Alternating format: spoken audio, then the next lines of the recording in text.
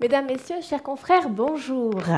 Bienvenue au traditionnel grand petit journal des rencontres de Réagir. Je suis Charline Boissy, porte-parole, et pour présenter cette troisième édition, je serai accompagnée de Virginie Sceau, présidente de Nord-Agir. Bonjour Virginie. Bonjour Charline et bonjour à tous. Alors au cours de cette édition, nous reviendrons sur les faits importants qui ont marqué l'actualité professionnelle depuis maintenant 2 ans. Le journal s'articulera selon l'édition régionale, et puis vous retrouverez l'édition nationale et le Flash Actu. Cette année, 2 nouveautés, le dossier de la rédaction et l'invité du jour.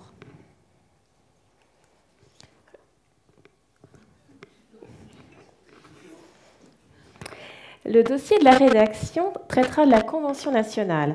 Pour cela, nous accueillons M. Revel, directeur général de la Caisse nationale d'assurance maladie. Pour envoyer vos questions, 2 solutions. Le fil Twitter avec le hashtag GPJC Convention ou par mail par contact@reagir.com.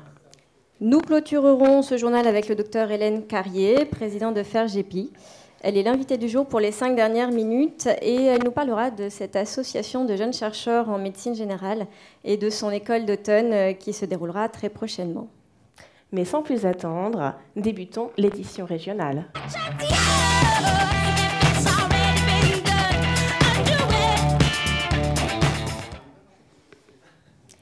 Maintenant, prenons des nouvelles des régions adhérentes de Réagir avec quelques faits marquants. Donc, en Alsace, Agir a monté un partenariat avec une association qui prend en charge les femmes victimes de violences. Ils ont été sélectionnés par l'ARS pour organiser des cycles de formation pour les médecins, les professionnels de premier recours. En Rhône-Alpes, une membre du conseil d'administration de Réagir Rhône-Alpes a pu témoigner de son activité de remplaçante. Écoutons-la. Deuxième volet de notre série estivale sur les remplaçants de l'été, ceux qui assurent une continuité de service dans des métiers où il n'y a jamais de temps mort. Aujourd'hui, nous partons en Haute-Savoie, du côté de Thônes, à la rencontre d'un jeune médecin, Stéphanie. Pour elle, pas de vacances. Elle est sur le pont. Aurélie Massé et Franck Serroni l'ont rencontrée. Thônes, 6000 habitants, et depuis quelques semaines un nouveau visage. À la place du docteur Régnier, Stéphanie Pfister, jeune médecin, reçoit les patients.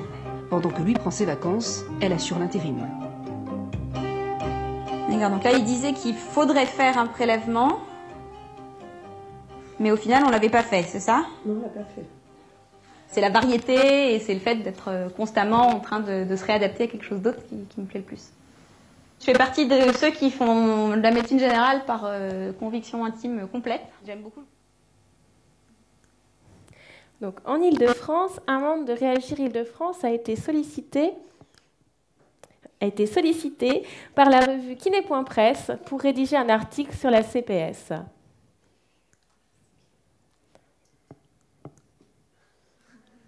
On va y arriver. En Bretagne, Urbrès Syndicat a participé à la première et à la 2e session de Generalist Dating organisée par l'ARS Bretagne afin de mettre en relation les médecins remplaçants et les médecins en recherche d'associés ou de successeurs collaborateurs. Regardons un peu l'annonce de la prochaine édition.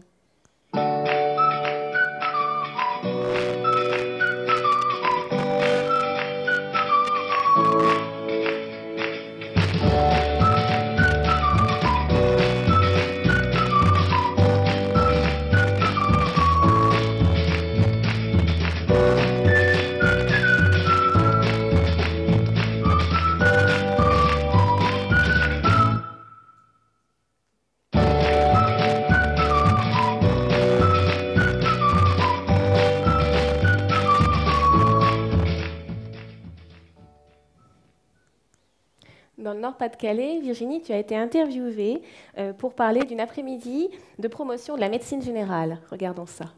Cette Question à présent, comment pallier la pénurie de médecins généralistes dans notre région? C'est tout l'enjeu d'un colloque prévu samedi à la faculté de médecine de la Cato à Lille.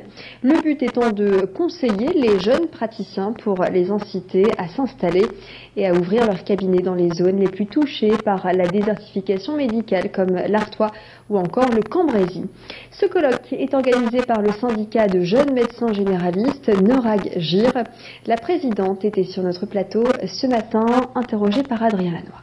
Le problème, c'est de savoir où, comment. Alors, notre idée était venue de faire connaître les aides. Les jeunes, actuellement, plus de 90% des internes en médecine générale ne connaissent pas les aides à l'installation. C'est-à-dire que sur un territoire un peu sous-doté ou en difficulté, les jeunes ne connaissent pas les aides de l'ARS, de la CPAM. Donc, en Lorraine et en Limousin, Réagir Lorraine et Girel ont mis en place un partenariat avec Flash FMC Asso qui permet à leurs adhérents de recevoir des courts SMS ou des mails avec des actualités en lien avec les recommandations.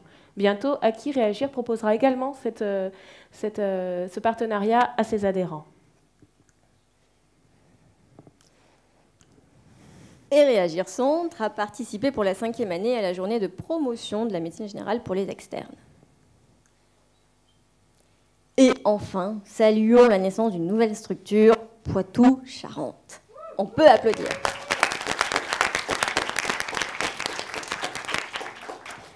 Après cette actualité régionale, passons maintenant à l'édition nationale.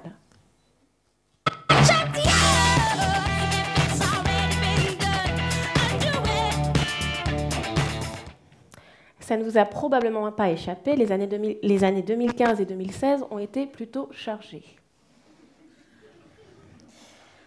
La loi de santé, la grande conférence de santé, la convention, les élections URPS, la manifestation du 15 mars. C'est quoi ce bazar?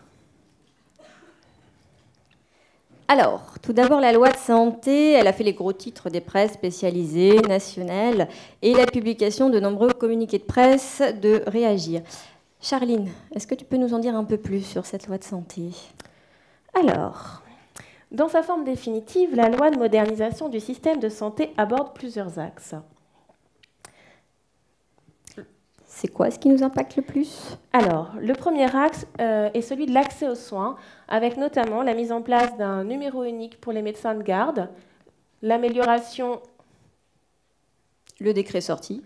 L'amélioration de l'accès avec les IVG médicamenteuses et la vaccination par les sages-femmes. Décret sorti. Mais aussi par la généralisation du tiers payant, devenu facultatif sur la part complémentaire. Et là, plusieurs décrets sortis entre avril et août dernier. Le deuxième axe est celui de la prévention, avec des mesures contre le tabagisme ou l'expérimentation des salles de shoot. Le décret est paru. L'affichage d'informations nutritionnelles. Décret paru le 19 juillet. Mais aussi, tout récemment, le certificat de sport valable 3 ans. Décret paru tout récemment au mois d'août. Enfin, la mise en place du médecin traitant pour les moins de 16 ans. Le décret est par contre là en cours. Le troisième axe est celui de la protection des patients, avec entre autres le droit à l'oubli et l'obligation pour l'hôpital de faire des lettres de liaison dans des délais courts. Décret paru le 20 juillet. Mais un certain nombre de décrets d'application sont à paraître. Alors, notamment la création des communautés professionnelles territoriales de santé, qui se veulent être une nouvelle façon de travailler ensemble sans forcément exercer dans les mêmes lieux.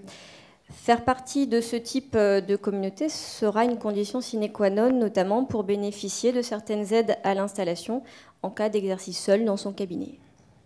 Mais revenons sur la chronologie des événements qui ont accompagné l'élaboration de ce projet de loi. Donc, le 14 octobre 2014, le projet de loi de modernisation du système de santé est présenté en Conseil des ministres. De mars à décembre 2015, les examens parlementaires ont lieu entre les commissions des affaires sociales, l'Assemblée nationale, le Sénat, pour aboutir finalement le 26 janvier 2016 à la promulgation de la loi. Et tout ça en plein contexte électoral professionnel. En effet, les élections URPS ont eu lieu le 15 octobre 2015 et les mois qui ont précédé ont été animés par la campagne des syndicats professionnels. Les débats autour de la loi de santé ont été le lieu d'expression de ces mêmes syndicats pour exprimer leurs revendications en lien avec la loi de santé, comme le tiers payant, mais aussi des revendications totalement étrangères à la loi, comme le prix de la consultation. Conséquence de tout ça, une confusion importante des messages s'installe entre la plupart des médecins et le grand public. Dès lors, loi de santé et campagne pour les élections URPS ont été étroitement liées. Toutefois, toute la profession est tombée d'accord sur le fait que cette loi n'allait pas assez loin. Elle ne réformait pas suffisamment en profondeur le système de santé, qui ne répond plus aux enjeux actuels que sont le vieillissement de la population, les maladies chroniques, le besoin de dépistage et de prévention. De plus, cette loi avait été proposée sans concertation préalable avec les professionnels de santé. Du coup, tout le monde se rassemble autour des syndicats de jeunes et futurs médecins pour organiser une manifestation le 15 mars 2015. Allez hop. À la suite de cette manifestation, le Premier ministre, Manuel Valls, a proposé la mise en place d'une grande conférence de santé et différents groupes se sont réunis pendant près de 9 mois pour travailler sur le parcours professionnel, la formation et les métiers, compétences et responsabilités. Mais les syndicats seniors, dans leur élan de campagne pour les élections URPS, ont boycotté la journée de conclusion du 11 février 2016, qui avait pourtant réuni des représentants de l'ensemble des professions de santé, à savoir infirmières, kinésithérapeutes, sages-femmes, orthophonistes, qu'ils soient en exercice ou en formation. Donc cette grande journée d'atelier a été conclue par Manuel Valls en présence de Madame Marisol Touraine, ministre des Affaires sociales et de la Santé, et de Monsieur Thierry Mandon, secrétaire de l'État à l'enseignement supérieur et à la recherche. Alors, qu'est-ce qu'on peut retenir de cette journée?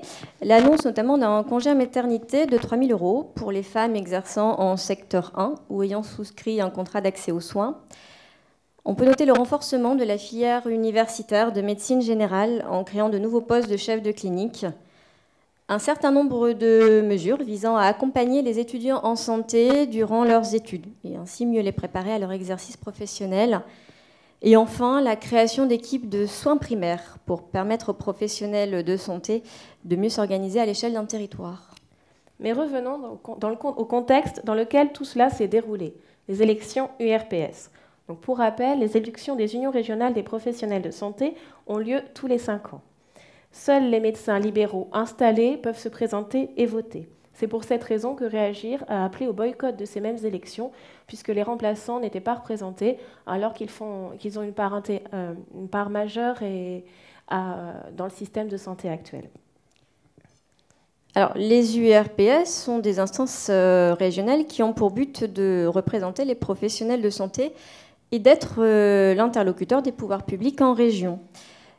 Ces élections permettent également d'identifier des syndicats majoritaires, représentatifs, qui pourront participer aux négociations avec l'assurance maladie, notamment pour rédiger la convention qui régira pendant 5 ans les relations, surtout financières, entre l'assurance maladie et les médecins libéraux. On comprend mieux l'enjeu qui se joue lors de ces élections et la place qu'a pu tenir la campagne électorale pendant les 6 mois qui l'ont précédée. Alors, pas de panique, nous reviendrons dans le dossier de la rédaction sur la convention. Je vous rappelle toujours que vous pouvez poser vos questions sur le fil Twitter, #GPJ-Convention ou par mail à contact@reagir.com. Passons maintenant au point suivant. Réagir via le Collège des jeunes universitaires représente également les chefs de clinique de médecine générale. Les 2 années qui ont précédé ont été riches sur ce point. Le premier grand pas fut sans nul doute l'annonce en clôture du congrès du Collège de la médecine du Collège national des généralistes enseignants qui a eu lieu le 28 novembre 2014. En effet, a été annoncée à ce moment-là la création d'une sous-section médecine générale au Conseil national des universités. Cette création était attendue depuis 2001, année de la reconnaissance de la médecine générale comme une spécialité à part entière. Alors, vous me direz en quoi c'est important. C'est au Conseil national des universités que sont nommés les enseignants universitaires. Jusqu'à cette création, c'était la sous-section médecine interne qui déterminait les nominations au poste universitaire de médecine générale. Je vous laisse chercher l'erreur. Maintenant, ce sont des universitaires de médecine générale qui désignent leurs pairs. Là, c'est un grand pas vers la reconnaissance universitaire de la médecine générale. Autre grand pas de ces 2 dernières années, l'augmentation du nombre de chefs de clinique de médecine générale annoncée par Marisol Touraine lors du congrès des internes de médecine générale à Toulouse en janvier 2015. À cette occasion, Marisol Touraine a annoncé le doublement du nombre de postes de chefs de clinique en 2 ans, sur 2 ans. Malgré toutes ces annonces et une volonté affichée de donner à la filière universitaire de médecine générale les moyens pour exister, de se pérenniser, le compte n'y est pas, mais Réagir reste vigilant. Alors, Réagir est également très attentif aux remplaçants. Cet été a été l'occasion d'organiser une enquête d'envergure, la 3e édition de Remplacte, donc Remplacte 3. Alors, en avant-première, vous allez pouvoir avoir les premiers résultats de cette étude. Et on a pu aller recueillir les résultats de Clémentine Cosat, remplaçante, et du docteur Patrick Bouet, président du Conseil national de l'Ordre des médecins, à qui nous avons d'abord demandé de faire le portrait du remplaçant selon lui. On va l'écouter. Écoutez, aujourd'hui, on a 2 catégories de remplaçants, finalement, ce que nous ne connaissions pas précédemment. On a des remplaçants qui sont des médecins en retraite et qui choisissent de remplacer, et puis on a des remplaçants qui sont classiquement des jeunes professionnels entrant dans l'activité ou choisissant comme activité le remplacement, puisque nous avons maintenant une catégorie nouvelle qui s'est créée également, qui sont de jeunes professionnels qui font du remplacement comme étant une carrière professionnelle, au moins jusqu'à un temps avancé de leur exercice.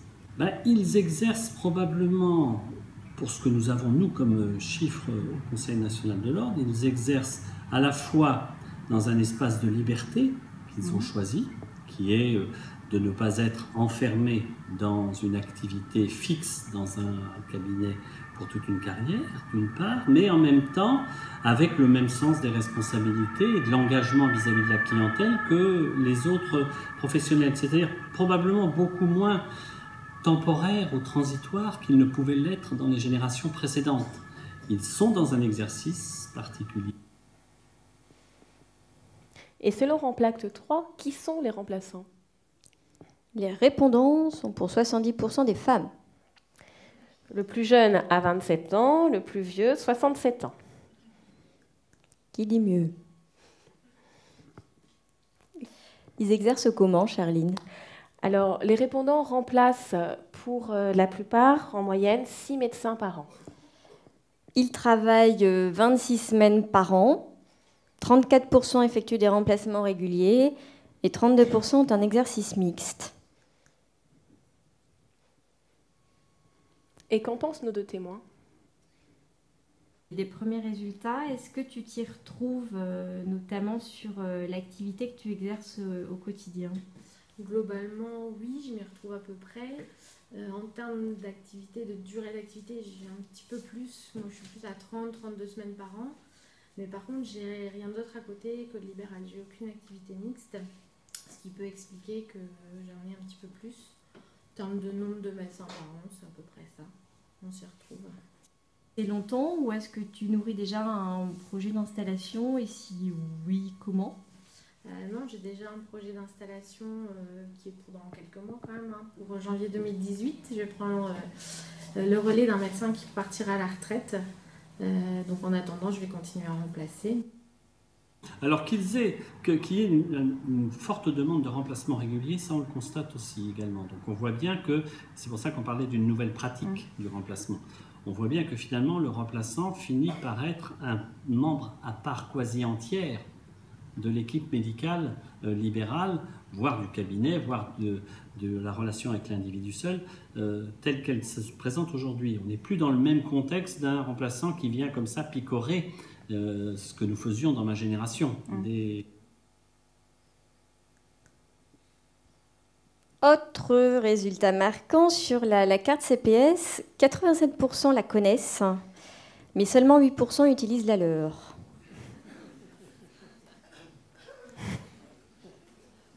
Clémentine, bonjour. Alors, en tant que remplaçante, est-ce que tu as reçu une carte CPS ou CPF? Alors pour ma part, je ne suis pas thésée, donc en effet, j'ai reçu une carte CPF, donc carte de professionnel en formation. Par contre, je l'ai reçue là, il y a 2 mois. alors que ça fait presque 1 an et demi que je remplace. Donc ça a été mis en place assez récemment, et ce qui fait qu'elle n'a encore jamais servi en fait. De dire à de multiples reprises à l'assurance maladie, on est réellement là dans un échec. Et c'est dommageable. C'est dommageable pour le patient. Et c'est bien ce qui nous pose, nous, le problème. L'ensemble des résultats sera très prochainement publié par Réagir. Pour les recevoir, pensez à vous inscrire à la newsletter sur le site de Réagir. Abordons maintenant le dossier de la rédaction.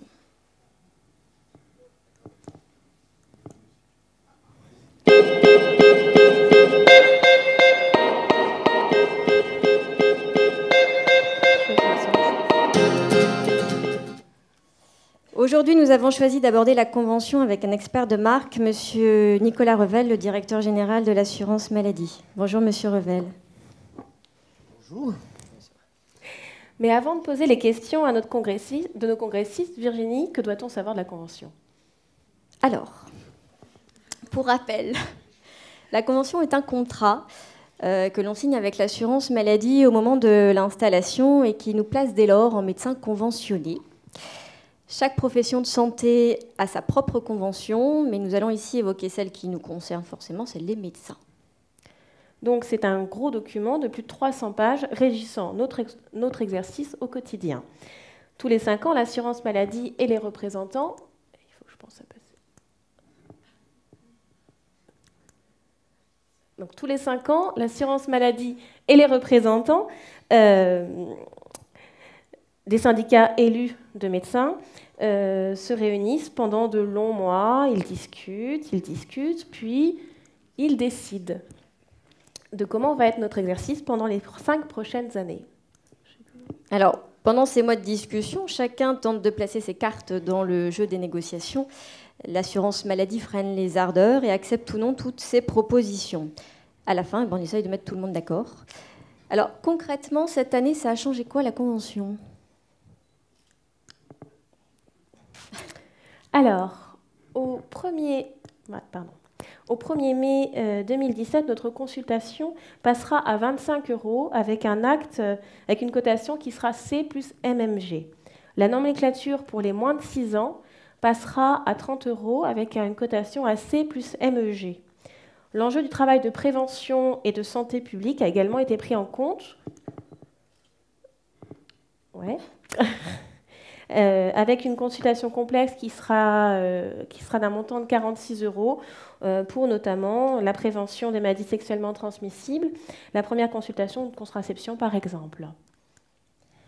Ensuite, la nouvelle convention offre une prime à l'installation de 50 000 € sous réserve d'exercer en zone fragile pendant 3 ans et d'appartenir à une communauté territoriale professionnelle de santé.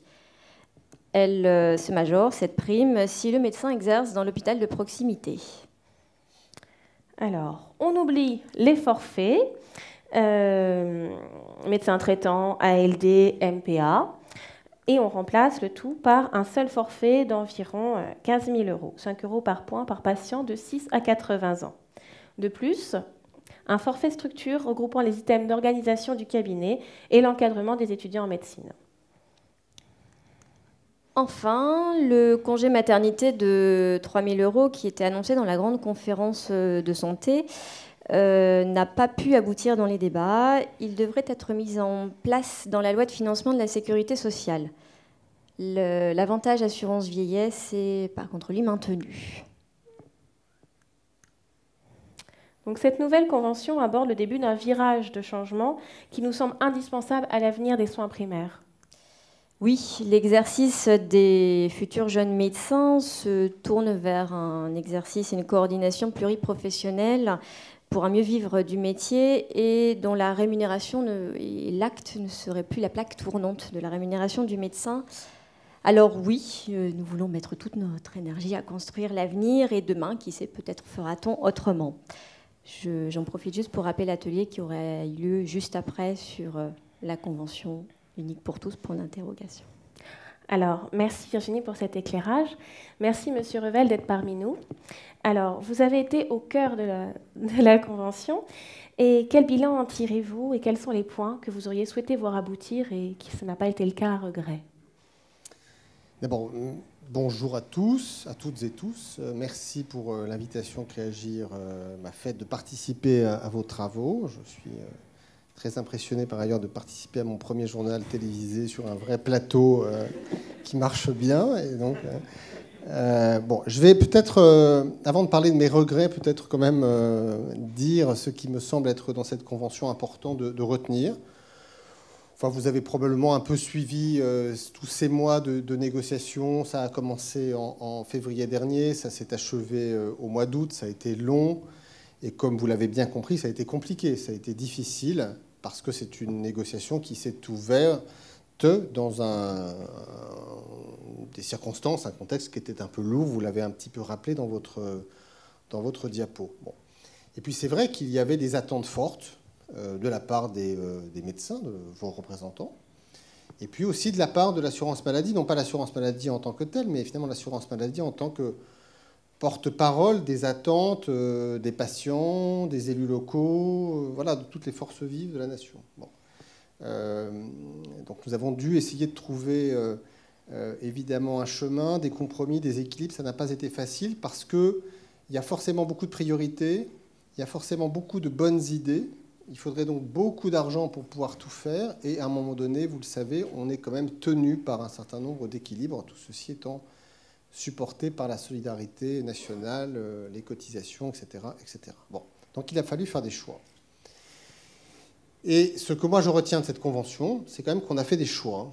Et le premier de ces choix, je le dis non pas parce que je suis devant une assemblée de médecins généralistes, enfin, c'est quand même d'avoir accordé une priorité très forte à ceux des médecins qui sont au cœur du système de soins primaires et les médecins généralistes. C'est à peu près les 2/3 de l'enveloppe conventionnelle qui ira soutenir l'exercice de la médecine générale. Ça a été d'ailleurs un sujet. Vous savez, tout le monde n'a pas signé la convention. Et une des raisons que j'ai entendues motivant le fait que certains syndicats n'aient pas souhaité signer cette convention, c'est que d'aucuns ont trouvé que c'était déséquilibré. Bon, nous avons, nous, considéré qu'il y avait un accent, une priorité à donner à la médecine générale, pour une raison qui n'est pas seulement d'être agréable aux médecins généralistes. C'est simplement parce que, vous savez, chacun sait que nous avons un vrai sujet, une crise démographique sur la médecine générale, et que, contrairement aux médecins spécialistes dont le nombre augmente, contrairement à ce que parfois on entend, ça n'est pas le cas des médecins généralistes. Et nous savons que nous allons avoir encore de quelques années, entre 5 et 10 ans, avec de moins en moins de médecins généralistes et des tensions territoriales très fortes. Et donc, il y a un enjeu d'attractivité. Bon. Donc ça, c'est un choix fort que nous avons porté. Voilà. Ensuite, il y a eu un équilibre à trouver qui a donné lieu, je le dis, à des échanges, y compris avec Réagir et d'autres structures de jeunes médecins, qui ont été non pas partie prenante de la négociation, parce que vous ne pouviez pas l'être n'étant pas représentatif, vous n'aviez pas de candidat ni d'élu, évidemment, encore moins à des élections RPS que vous avez boycottées. Mais donc, on a souhaité quand même, malgré tout, parler avec vous, vous associer. La loi prévoit que les structures présentant les jeunes médecins installés remplaçants doivent être concertées dans le cours de la négociation quand on parle de tout ce qui porte sur l'installation et, je dirais, la régulation territoriale. Donc, à 2 moments, on vous a demandé de venir participer à ces négociations. Et puis, à 3 reprises, à des moments clés, j'ai souhaité avoir directement, moi, avec l'ensemble des structures de jeunes, des échanges au début, au milieu et à la fin. Bon. Et donc, j'ai bien compris, puisque vous nous l'avez dit chaque fois, puis vous l'avez un peu d'ailleurs exprimé à la fin par un petit communiqué pour dire que cette convention était fort imparfaite. Toutes les négociations et tous les résultats de ce genre de choses, c'est par définition imparfait. Qu'il y avait un choix qui avait été fait, qui était de revaloriser les actes et de ne pas attribuer autant de moyens au forfait. Ça a été un des grands débats de cette négociation, c'est exact. Et j'avais bien en tête le fait que Réagir était attaché à ce qu'on revalorise les forfaits, et nous y avons veillé. Et c'est vrai qu'il y a eu une demande forte de la part des 5 syndicats pour qu'il y ait une revalorisation des tarifs de base. ça faisait longtemps que le tarif de base de la consultation était à 23 €, depuis le 1er janvier 2011. Et il y avait un enjeu aussi de, je dirais, d'alignement du tarif à 25 € sur celui des médecins des autres spécialités. La médecine générale est une spécialité.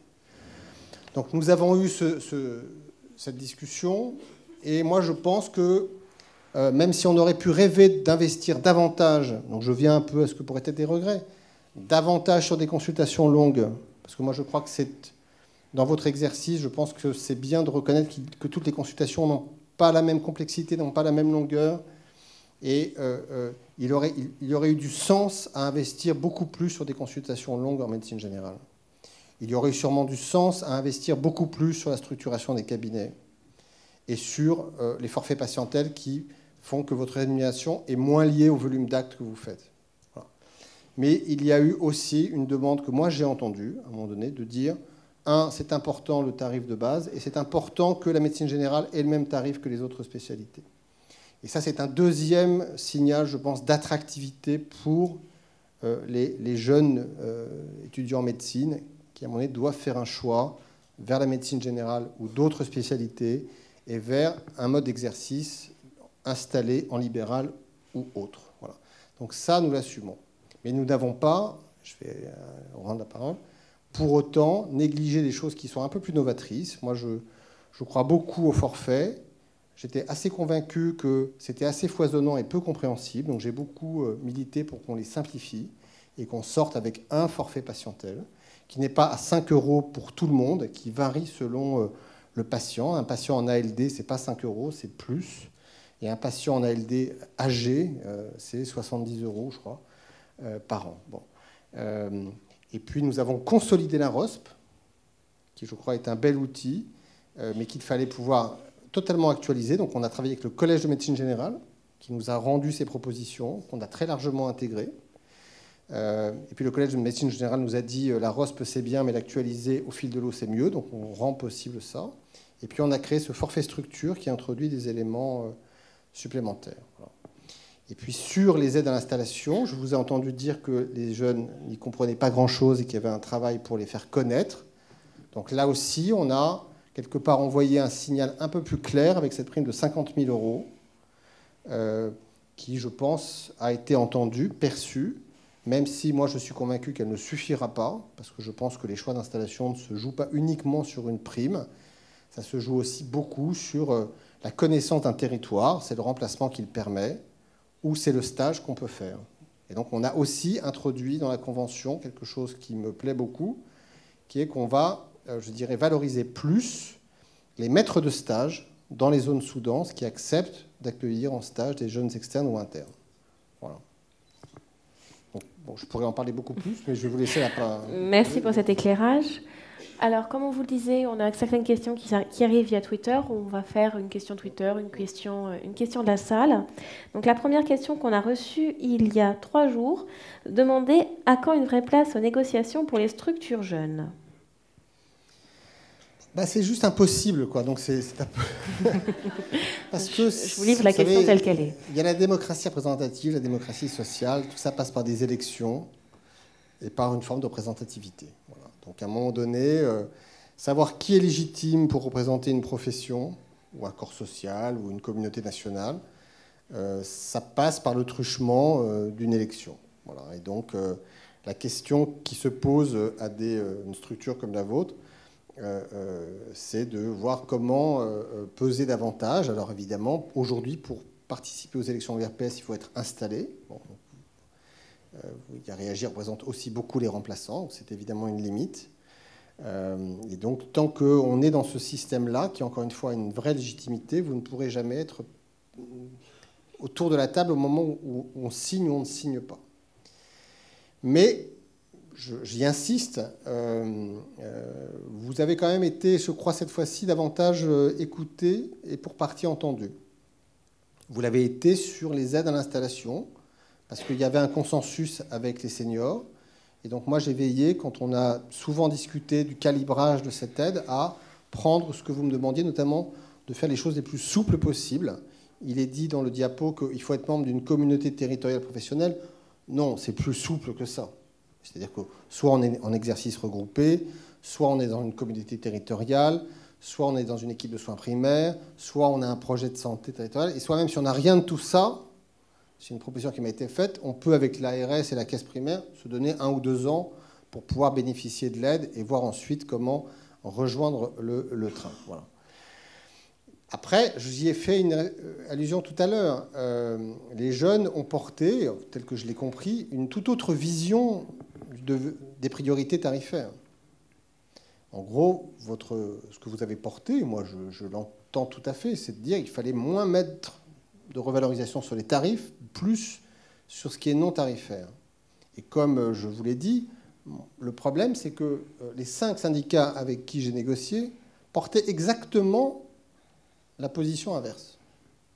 Donc moi, à un moment donné, j'ai une responsabilité qui est de veiller à ce que sont mes objectifs.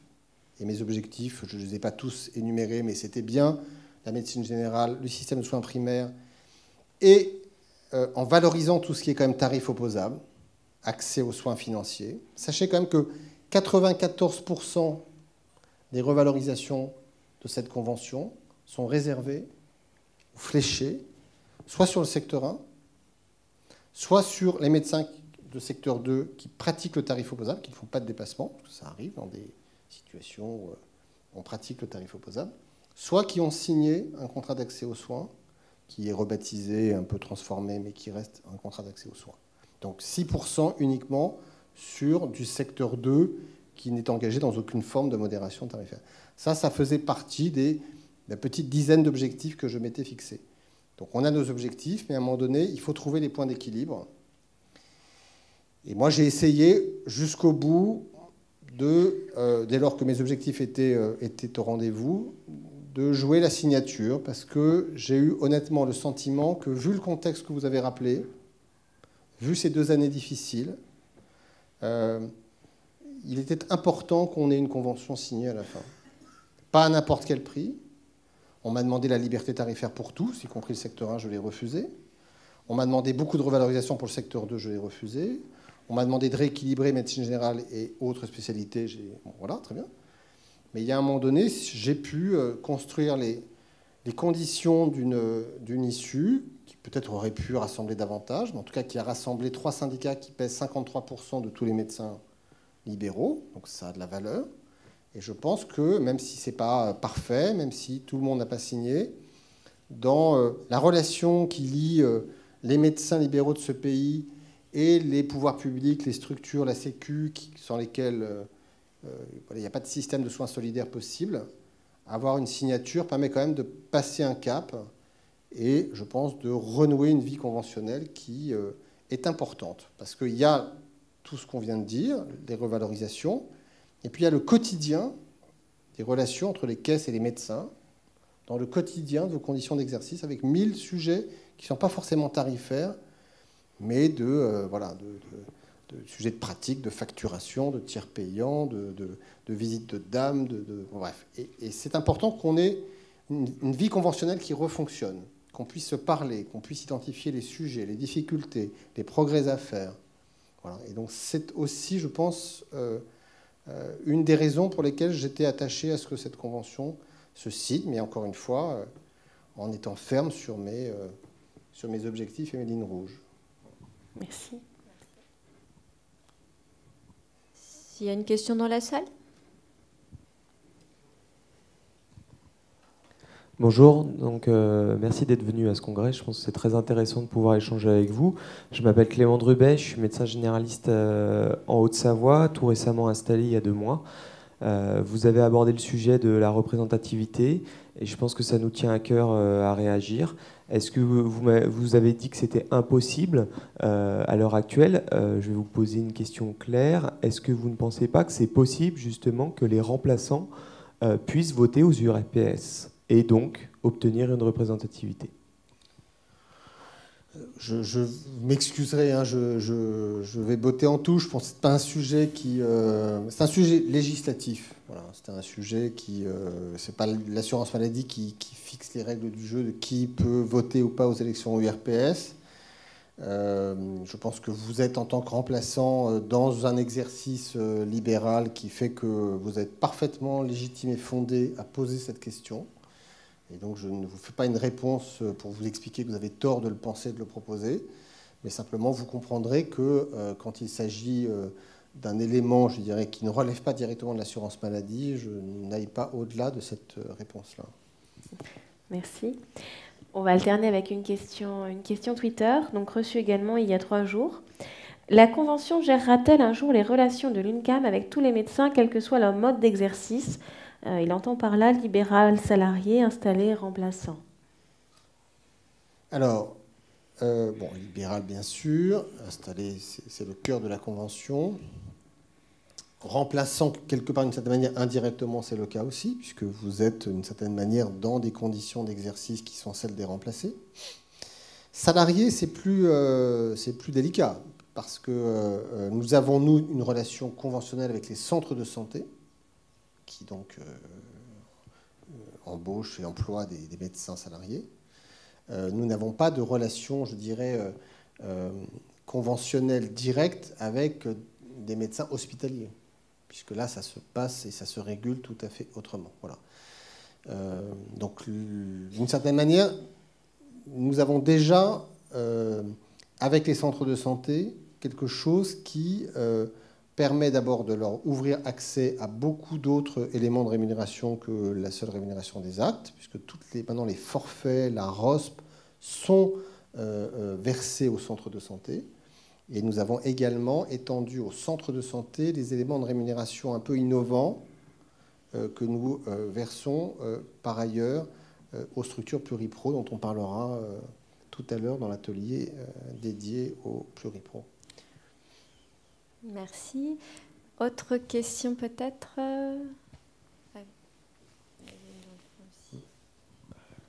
Bonjour, Jean-Baptiste Blény, je suis médecin installé à Thouars dans les Deux-Sèvres. Récemment, le numéro RPPS a été ouvert pour tous les internes et donc pour aussi les remplaçants non thésés.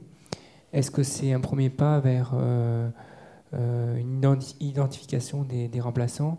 Et est-ce que ça pourrait être un point d'entrée pour éventuellement permettre par exemple un accès à l'espace pro pour les remplaçants? Alors,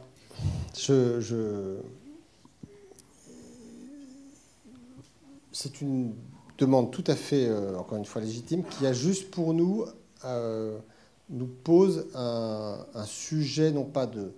C'est pas que c'est infaisable, c'est en termes de système d'information, de pouvoir tracer, de vous permettre de suivre votre activité sur Espace Pro, nous oblige à des adaptations de nos systèmes d'information internes qui sont assez lourds. Donc, je voudrais le faire, je ne pourrais pas le faire rapidement et facilement. Voilà. Donc c'est un sujet dont on va discuter, car je ne l'ai pas dit, mais je l'indique, les structures de jeunes médecins ne sont pas partie prenante à la négociation, je l'ai dit, je ne suis pas sûr qu'ils le seront demain, je l'ai dit, je l'assume, mais ça ne veut pas dire que, du coup, vous devez ne pas être dans une capacité de dialogue avec nous. Donc j'y ai veillé pendant la négociation, et une des choses qu'on s'est dit à la fin, c'est que nous devions poursuivre et nous créer un espace, une instance, un calendrier de dialogue entre l'assurance maladie et vous. Vous étant réagir, mais au-delà, les 6 ou 7 structures, j'ai dit toujours entre 6 ou 7 parce qu'il y a un sujet sur une des 7 qui n'est pas tout à fait avec les 6 autres, bon, très bien. Bon, qui est la CSMF jeune, bon. Bon, et donc ça, c'est des sujets sur lesquels je pense que nous aurons à reparler pour voir comment nous pouvons, à quelles conditions, à quel rythme, dans quel calendrier, avancer sur ce genre de choses. Alors, une question sur le fil Twitter maintenant, donc postée pour le coup il y a 9 minutes. Les forfaits, les rendre accessibles aux remplaçants? Point d'interrogation. Très bien. Bon, c'est aujourd'hui, donc comme vous le savez, ça n'est pas le cas.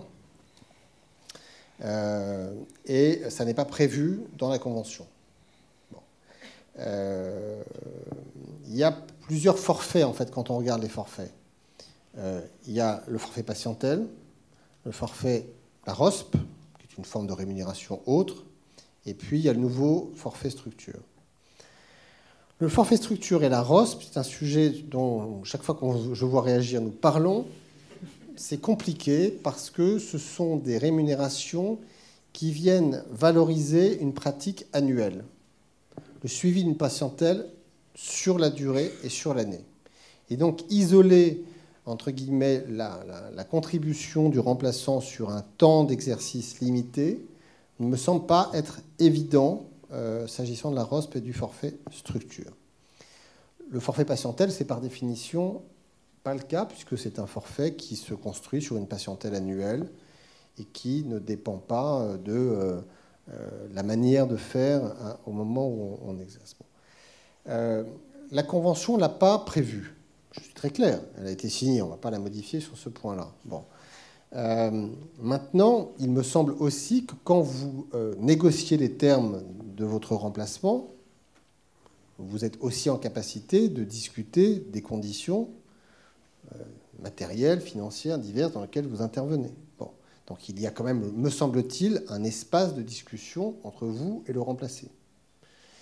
Et ça me paraît peut-être être plus, je dirais, opérationnel et immédiat que d'espérer des syndicats représentatifs d'installer qu'ils prévoient dans la Convention même ce genre de choses.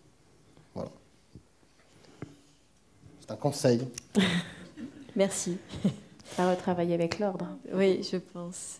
Il y avait une question là-bas. Oui. Bonjour, Alice Perrin, je suis installée dans le 37, je suis ici. Moi, je voulais quand même revenir sur les forfaits parce qu'on est vite passé dessus, mais c'est quand même la nouveauté, le forfait pour les enfants. C'est quelque chose qui était attendu, notamment par les jeunes qui ont souvent des patientèles d'enfants assez importantes. Donc voilà, je voulais que vous nous réexpliquiez un petit peu, parce que c'était pas gagné d'avance, ça, l'histoire qu'on pourrait avoir un forfait pour les moins de 16.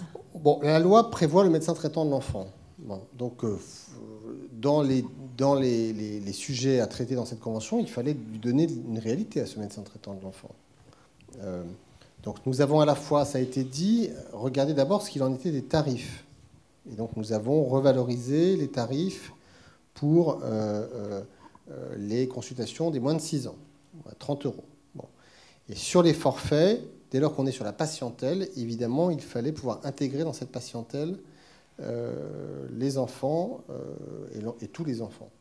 Donc nous avons du coup intégré les enfants dans la patientèle dont je vous ai dit que les patients seraient un peu quelque part pondérés soit sur des critères d'âge, soit sur des critères de pathologie. Donc il y a fondamentalement un critère d'âge pour les jeunes enfants jusqu'à 6 ans, je crois, je parle sous le contrôle Sandrine Frangel. Sur le 6 €, c'est jusqu'à 6 ans. Voilà. Donc 5 € c'est, par an, c'est le patient lambda. Bon. 6 € c'est jusqu'à 6 ans. Et ensuite, tous les patients qui sont en ALD représentent 40 € par an. Et tous ceux qui sont en ALD depuis 80 ans, c'est 70 €. Donc nous intégrons les enfants et nous les surpondérons légèrement, j'en conviens. Voilà. Il me semble que ce nouveau forfait, il est plus lisible que ne l'étaient les morceaux qu'on avait épars. Je pense que ça consolide. Et après, je le signale parce que c'est important, s'il y a eu dans la négociation une prime donnée aux revalorisations tarifaires, les forfaits n'ont pas été pour autant sacrifiés parce qu'ils vont progresser de 15%. Et leur part dans votre rémunération, qui était 12% avant la négociation, va légèrement augmenter, entre 13 et 14%, à l'issue de ces travaux. Donc on n'a pas, je dirais, entre guillemets, oublié les forfaits, même si il est vrai que les forfaits n'ont pas doublé ni en valeur, ni en proportion, je vous l'accorde. Mais ça, malheureusement, je pense que ça n'était pas envisageable, en tout cas cette fois-ci. Voilà. Merci. Une question Twitter qui appelle, je pense, une réponse courte. Cotation pour les consultations longues dédiées aux dossiers administratifs type MDPH est-elle prévue dans les consultations complexes? Non. Merci. Oui, une question. Pardon, excusez-moi, je vais un peu plus long. Dans le forfait structure, on valorise justement le fait qu'on verse, on valorise, c'est qu'on attribue des financements aux médecins qui investissent dans un support administratif, c'est pas un secrétariat, soit dans le cabinet, soit le cas échéant à l'extérieur de la structure, parce qu'il y a des plateformes mutualisées qui peuvent exister. Je ne parle pas uniquement des plateformes territoriales d'appui, mais y compris plus en proximité, pour justement pouvoir gérer et soulager le médecin dans la gestion de ces dossiers médico-sociaux un peu compliqués. Merci. Oui. Bonjour, je m'appelle Virginie Degré, je suis médecin installée en Haute-Savoie depuis 2 ans. Moi, je voulais juste intervenir par rapport à ce qu'on avait dit, ce que vous avez expliqué tout à l'heure sur l'accès à la ROSP pour les remplaçants. Je voulais vous préciser, donc, négocier la rétrocession, effectivement, c'est une chose qui est intéressante et la comprendre dedans, sauf que le remplaçant, quand il s'engage dans certains remplacements au départ, il n'est pas forcément prévu que ce soit un remplacement long, des fois, quand c'est des maladies de médecin. Et du coup, la rétrocession initiale, elle n'est pas forcément très importante, elle n'est pas toujours revalorisée. Et ce que je voulais donc expliquer, c'est qu'on ne peut pas toujours le négocier dès le départ. On n'a pas toujours cette manœuvre-là à faire. Mais c'est vous dire aussi que vous pouvez redemander par la suite, je vous incite à le faire, les remplaçants, si vous avez fait un remplacement de longue durée, 6 mois, 1 an, à demander réellement à l'installer le pourcentage du ROSP qu'il a perçu, le pourcentage de rétrocession qui vous est dû, en dehors de bien sûr l'informatique qui est liée au cabinet, puisque on arrive à l'obtenir, des fois grâce à des conciliations, mais c'est intéressant, on a vu le cas dans notre département de ça. D'accord. Alors, après cette remarque, une question Twitter que je pense appellera aussi une réponse assez courte, mais peut-être moins que la première. La ROSP est-elle ou sera-t-elle revue et corrigée selon les nouvelles données de la science? Et comment? Alors la réponse est oui. C'était une des faiblesses de la ROSP qui a été créée en 2011, c'est qu'on ne pouvait pas bouger la moindre virgule, la moindre décimale, sans passer par la voie d'un avenant conventionnel, c'est d'une négociation. Comme toute négociation est toujours compliquée, parce qu'on pense partir avec un sujet et puis on se retrouve embarqué dans 1000 sujets, j'ai proposé aux partenaires conventionnels que pour cette fois-ci, nous puissions prévoir dans la convention le fait que nous pourrons actualiser la ROSP, notamment pour tenir compte des dernières données de la science, un indicateur qui n'a plus de sens, qui serait devenu contestable, ou un nouvel enjeu de santé publique qu'il faudrait pouvoir intégrer sans attendre je ne sais quelle renégociation ou nouvelle convention, par une décision du directeur général de l'UNCAM, ce qui me plaît beaucoup, mais avec un avis conforme de la commission paritaire nationale aux 2 tiers. Donc, ça, quelque part, ça veut dire qu'on est dans une forme de consensus sur le fait qu'il faut actualiser dans le sens où on a besoin d'un bout de loi pour le rendre possible, parce qu'aujourd'hui, ça n'est pas possible. Mais je pense que ce bout de loi sera introduit dans la prochaine loi de financement de la Sécu, et on pourra donc fonctionner ainsi. Et on fera par ailleurs, je l'ai oublié de le dire, sur le médecin traitant de l'enfant, dans la Convention, il n'y a pas à ce stade la ROSP du médecin traitant de l'enfant, parce que les indicateurs ne concernent pas la patientèle enfant, et la Convention nous donne jusqu'à la fin de l'année pour mettre en place cette ROSP du médecin traitant de l'enfant. Merci. Merci. On va arrêter là les questions. Une dernière question.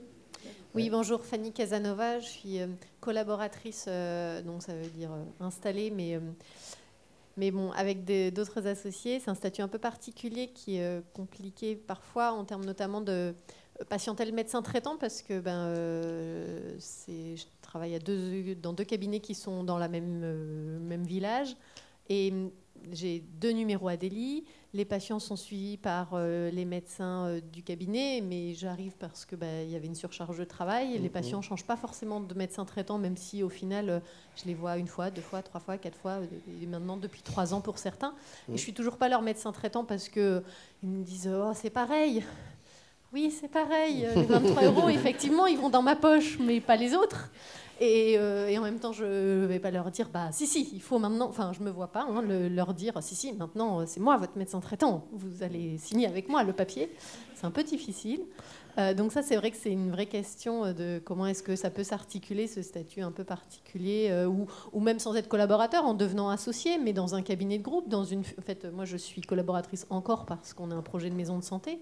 Et donc voilà, dans un des cabinets où il y a un nouveau qui arrive et où la structure avait besoin de toute manière d'un nouveau professionnel, mais où les anciens, enfin ceux qui étaient déjà là, ont pris les patients comme médecins traitants parce qu'il fallait bien signer quelque chose pour qu'ils n'aient pas des dépassements dès qu'ils allaient faire une radio, mais qui ne les suivaient pas effectivement parce qu'ils étaient en surcharge. Donc voilà, comment est-ce que ça peut s'orienter? Et deuxième petite remarque, s'il vous plaît, on parlait d'amélioration en termes justement d'aide à l'installation. Et quand moi j'ai pris connaissance de l'option démographie, ça faisait 2 ans que j'étais installée. Et donc on m'a dit, oui, pas de problème, c'est valable à partir du jour où vous avez envoyé votre papier. Donc voilà, 2 ans plus tard. Et donc en fait, les aides à l'installation, si elles sont vraiment des aides, et peut-être que c'est intéressant que quand l'assurance maladie reçoit notre demande de conventionnement et la valide, elle se dit, peut-être ce jeune-là, il n'est pas au courant de toutes les possibilités d'exercice et de tout. Et est-ce qu'un délégué ne peut pas prendre contact avec lui? Moi, je ne me souviens pas avoir eu cette visite-là et peut-être que finalement, ça m'aurait évité de passer à côté de certaines aides auxquelles je pouvais prétendre. Merci. Alors, sur le premier point, vos scrupules vous honorent, parce que je pense que vous avez, à mon avis, vocation à avoir un échange confraternel avec les médecins auprès desquels vous exercez. Parce qu'effectivement, si à un moment donné, vous vous retrouvez à être vraiment en suivi d'un certain nombre de patients, ce sont des sujets que vous êtes, j'imagine, en possibilité d'aborder pour pouvoir justement assumer que vous deveniez réellement médecin traitant de ces patients. Donc, c'est un conseil. Et le fait peut-être qu'on ait créé ce forfait patientèle un peu nouveau, plus lisible, peut-être vous donne une bonne raison de le faire. Sur le conseil des caisses primaires à l'occasion de l'installation, d'abord, je pense que cette aide de 50 000 €, alors, quand on est en zone sous-dense, je ne sais pas si c'est votre cas, je pense que là, pour le coup, elle est suffisamment claire et lisible et elle est versée tout de suite pour 25 000 € et 12 mois après pour les 25 000 restants. Donc, c'est quelque chose qui se déclenche tout de suite parce que c'est un des points qu'on nous a dit, c'est bien les aides à l'installation, mais quand on les reçoit trop tard, ça n'a pas d'intérêt et ça vient trop tard. Et ensuite, nous avons déployé là depuis quelques mois un nouveau dispositif pour faciliter les démarches d'installation que nous sommes en train d'étendre d'ailleurs aux remplacements, aux remplaçants, qui est un petit portail Internet qui permet de faire toutes les démarches vis-à-vis de l'assurance maladie en ligne. Et ça va se généraliser à l'ensemble des caisses primaires. Je ne sais pas si le Vaucluse est déjà à la pointe. Avoir un rendez-vous en ligne, prendre son rendez-vous en ligne et le rendez-vous avec la caisse, avec l'ensemble des collaborateurs de la caisse avec lequel un jeune médecin doit parler. Voilà. Et donc, dans ce rendez-vous, il va de soi que s'il y a des aides auxquelles vous êtes éligible, nous devons vous les signaler. Voilà. Et d'ailleurs, à la demande de Réagir et d'autres, on a d'ailleurs, dans la Convention, introduit l'idée que les caisses primaires devaient se mettre en situation d'avoir une forme de guichet unique pour faciliter l'installation des jeunes. Et quelque part, ce portail qui permet de faire les démarches en ligne et cette prise de rendez-vous en ligne avec autour de vous tous les collaborateurs de la caisse qui ont vocation à vous dire des choses sur la manière dont ça va fonctionner, y compris les aides, ça en fait partie. Et ce site-là, il est maintenant déployé France entière et nous déployons la variante remplaçant de manière expérimentale dans 5 ou 6 départements, dont un, m'a-t-on signalé il y a 2 jours, n'a pas l'air de le savoir, mais on va le lui rappeler. Voilà. Merci beaucoup pour votre participation et vos réponses aux questions.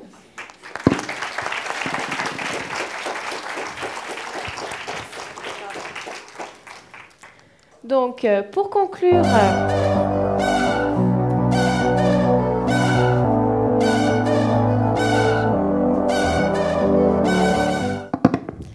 conclure ce grand petit journal, retrouvons le docteur Hélène Carrier, notre invitée du jour, pour les 5 dernières minutes. Bonjour Hélène. Bonjour. Alors tu es la présidente de FAIRGP. Est-ce que tu peux nous dire un petit peu ce qu'est FAIRGP ? Alors FAIRGP, c'est l'Association française des jeunes chercheurs en médecine générale. Notre public, nos adhérents, ce sont les médecins généralistes thésés depuis moins de 5 ans, les chefs de clinique et assistants de médecine générale, et puis également les internes de médecine générale, les étudiants en médecine, et puis les médecins étrangers qui ont des statuts équivalents dans leur pays. Le but le principal de l'association, c'est de promouvoir la recherche en soins primaires et en médecine générale, et puis d'essayer de créer du lien entre les jeunes médecins intéressés par la recherche, notamment par différents événements qu'on organise, par notre page Facebook, etc. Le dernier événement en date, c'était la préconférence, donc qui se déroule tous les ans la veille du congrès de la médecine générale France, donc à Paris ces dernières années. Cette préconférence, c'est une vraie journée scientifique, avec le matin une masterclass qui peut être sur une thématique de recherche ou sur une méthode de recherche particulière. En général, elle est animée par un expert étranger francophone. Cette année, en mars, c'était sur le dépistage en soins primaires. Donc c'est vraiment adapté à un public de jeunes chercheurs, soit qui débutent dans la recherche ou qui a déjà un petit bagage, chef de clinique en thèse, etc. Et puis l'après-midi, c'est une demi-journée scientifique avec des communications orales, des posters commentés. Voilà. Merci. Un autre temps fort, je crois, de votre calendrier, c'est l'école d'automne qui aura lieu fin septembre à Lyon. Tu peux nous en dire un peu plus ? Tout à fait. Donc le prochain événement, c'est tout bientôt. Là, c'est à la fin du mois, 30 septembre, 1er octobre, l'école d'automne de FAIRGP. C'est la 5e édition cette année. Ça se déroulera à la faculté d'odontologie de Lyon qui nous accueille pour la 4e année consécutive. On est très heureux de leur accueil. Le but de cette école, c'est 2 journées de formation à la recherche en soins primaires. Il y a, comme tous les ans, 3 parcours. Un parcours recherche qualitative qui a été victime de son succès puisque c'est déjà complet. Un parcours recherche quantitative et puis un parcours bibliographie et revue systématique.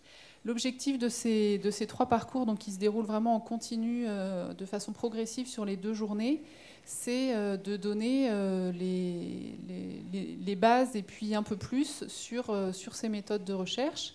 Donc ça va vraiment être de comment je construis ma question de recherche à comment j'analyse mes résultats et puis comment je valorise mon travail en faisant une publication, une communication.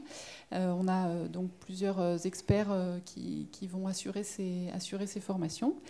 Et elles s'adressent bien évidemment aux internes de médecine générale qui préparent leur thèse, mais également aux jeunes médecins qui ont envie de s'intéresser à la recherche, qui ont envie de diriger les thèses de leurs internes, qui sont MSU et qui ont envie aussi d'être donc maîtres de stage universitaire, qui ont envie d'être un appui pour leurs étudiants. Merci. Merci.